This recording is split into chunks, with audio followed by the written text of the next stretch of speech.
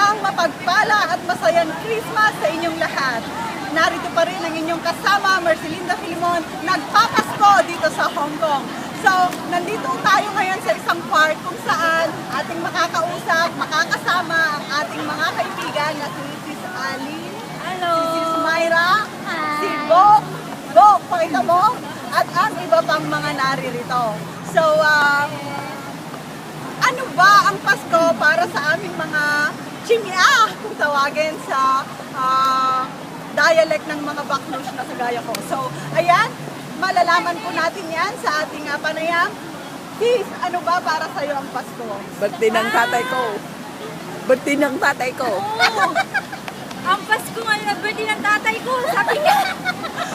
Okay, di ba naman? Talaga naman, tatay, ang birthday ng tatay niya. So, para sa iyo, sis, ano bang Pasko?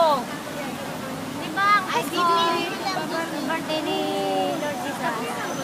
Siya ni tatay ko ulit. Okay. So, ang Pasko ay pagmamahalan sa kapagbibigayan. Ang Pasko ay sumapit. Ang Pasko ay sumapit. Tayo ay managsiaway. We wish you a Merry Christmas! We wish you a Merry Christmas. We wish you a Merry Christmas. Boom! Boom! Boom! Boom! So, okay, nakita nyo naman mga kaibigan, ang saya-saya dito sa Hong Kong kahit malayo kami sa aming pamilya. Ayan, si Lolo.